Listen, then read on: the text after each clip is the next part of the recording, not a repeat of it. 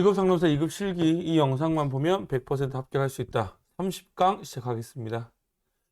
146번 노동 수요의 탄력성 결정 요인 4가지를 간단히 설명하시오. 우리 지난번에 노동 수요에 대해서 들었죠. 노동 수요. 기업이 결정하죠. 노동 수요. 기업 결정한다. 이거 기억나시죠?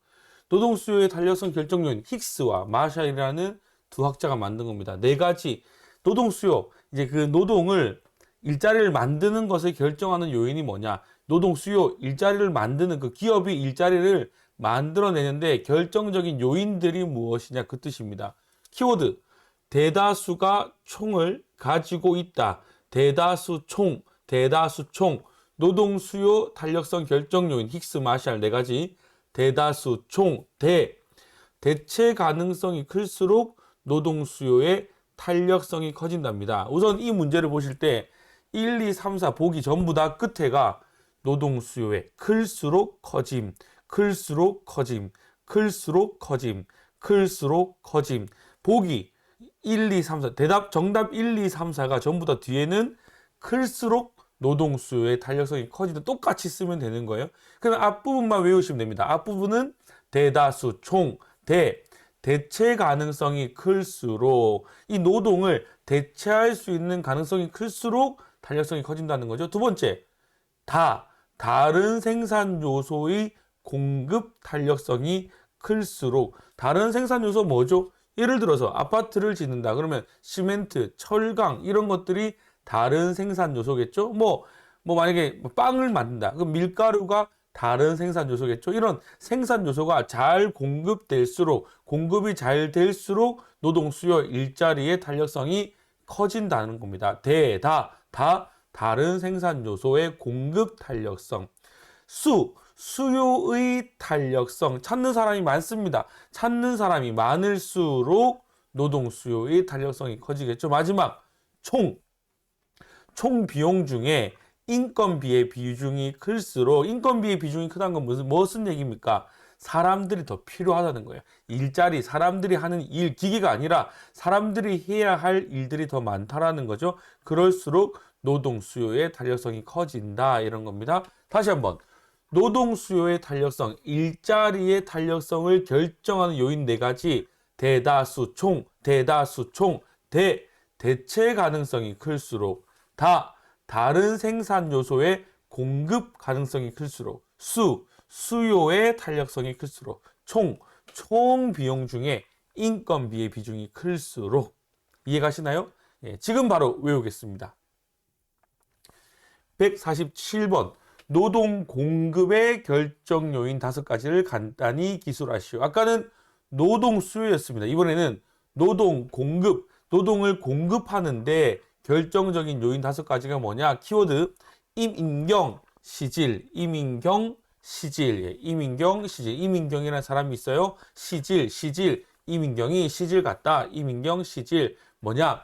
임금에 따라서 노동 공급이 결정되겠죠. 임금이 많아지냐 적어지냐에 따라서 임금이 너무 오르면 노동을 많이 공급할 수가 없겠죠. 이런 것처럼 임금에 따라서 노동 공급이 결정됩니다. 이 문제도 정답 1, 2, 3, 4, 5번의 뒤에는 똑같습니다. 뭐뭐에 따라 노동 공급이 결정됨. 뭐뭐에 따라 노동 공급이 결정됨.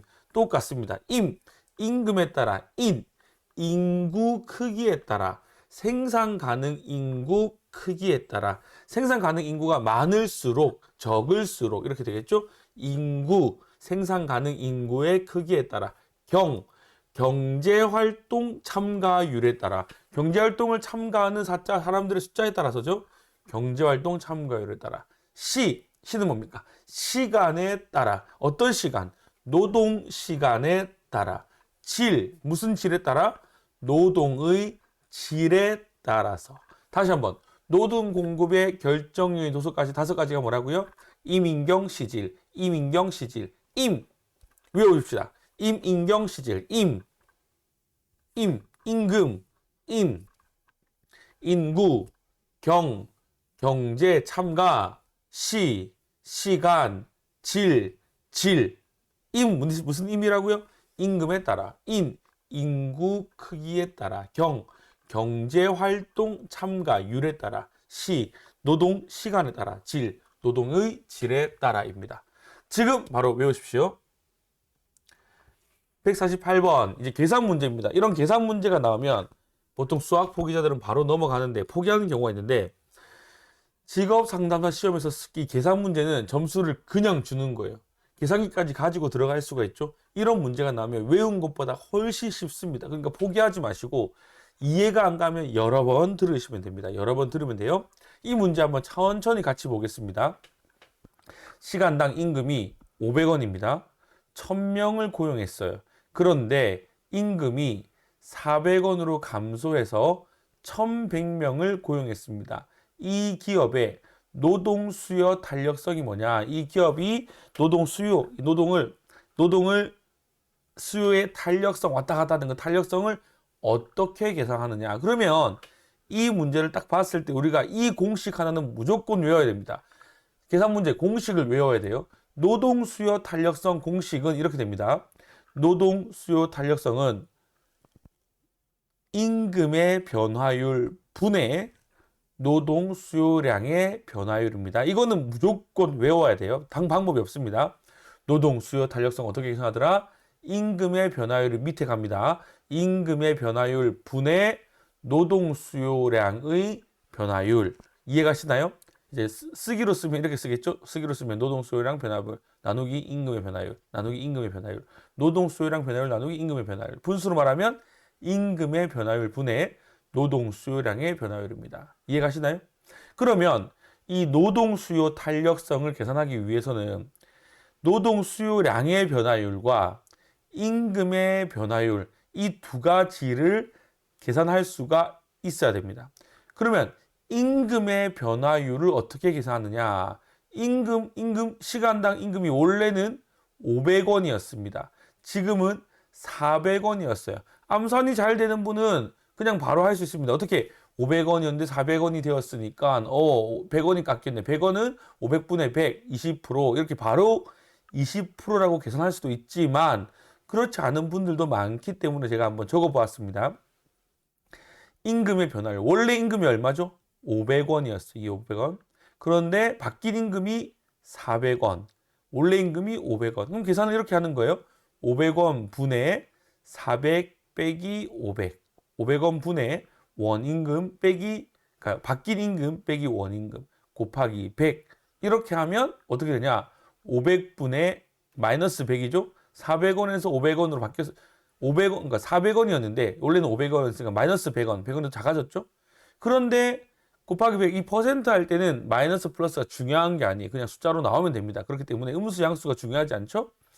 500분의 마이너스 100 곱하기 100은 20%다. 너무 어렵다. 이게 무슨 말이냐? 무슨 말이냐?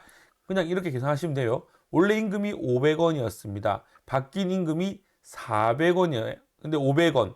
바뀐 임금이 400원. 그러면 이 얼마가 변동이 생길 겁니까? 결국 500원이었는데 100원이 변동이 생긴 거예요. 그러니까 퍼센트로 곱하기 100 하면 20%. 임금의 변화율은 20%입니다.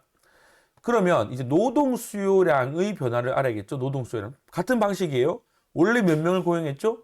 1000명을 고용했습니다. 그런데 바뀐 노동은 1100명. 원래는 100명.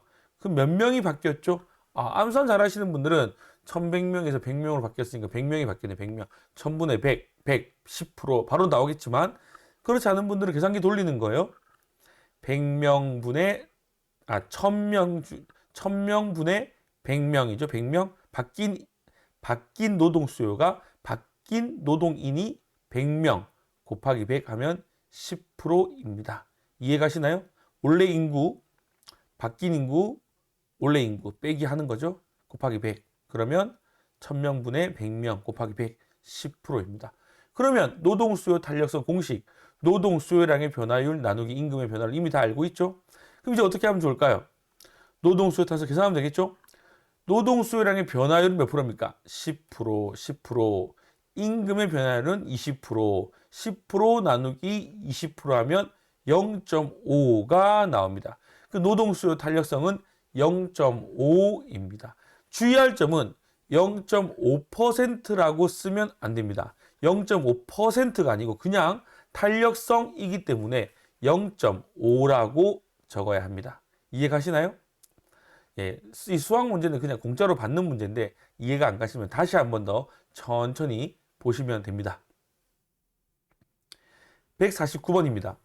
여가와 소득의 선택 모형에서 여가의 대체 효과와 소득 효과의 의미를 쓰고 여가가 열등제일 때 소득 증대에 따른 노동 공급의 변화를 쓰십시오. 어렵죠? 딱 보면 굉장히 어려워 보입니다. 근데 우리가 필기 시험 칠 때 이 그래프 많이 봤었습니다. 여가와 소득의 선택 모형이라는 게 있어요. 모형. 어떤 모형입니까? 이런 거죠. 이 모형이 있습니다. 오른쪽 잘 보시고요. 무슨 모형? 잘 보십시오. 노동 시간이 길어질수록 임금이 상승합니다. 노동 시간이 길어지고 이만큼 길어졌어요. 임금이 상승하죠. 점점 길어집니다. 임금이 상승합니다. 그런데 여기서 소득 효과라는 게 뭐냐? 후반골절. 소득 효과라는 게 뭐냐? 어느 정도 임금과 노동 시간에 균형이 맞춰진 겁니다. 예를 들어서 월급이 뭐 300만 원이다, 400만 원이다, 500만 원이다. 뭐 나는 월급이 500만 원이면 됩니다. 월급이 500만 원이에요. 그러면 난 더 이상 이제 일을 더 하기보다는 여유를 즐기고 싶고 여가 시간을 즐기고 싶다. 딱 이게 내가 원하는 시간과 임금의 적정선에 왔습니다. 하루에 8시간씩 일을 하고 급여가 500만 원이 되었어. 그럼 난 더 이상 일하지 않고 여가를 즐기겠다. 이것이 무슨 효과냐면 소득 효과입니다. 봅시다. 소득 효과. 임금이 상승하면 근로자는 노동 공급보다 노동 시간이라고 써도 됩니다. 근데 이제 질문에 노동 공급이라고 되어 있으니까요. 노동 공급보다 여가를 선호하게 되어서 여가와 소득의 차이를, 그러니까 이 효과를 말하는 거니까 여가를 선호하게 되어서 노동 시간을 줄이고 여가를 즐긴다. 노동 공급 곡선이 후방 굴절, 뒤로 갈수록 굴절하게 되죠. 후방 굴절하는 경우다. 이해 가시나요? 소득 효과가 뭐냐? 쉽게 말하면 그냥 여러분이 이해하는 걸 쓰면 됩니다.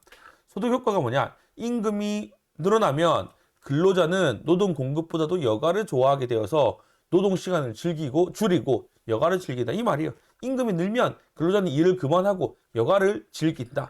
그 뜻입니다. 어렵지 않죠? 그런데 그러면 대체 효과는 뭐냐?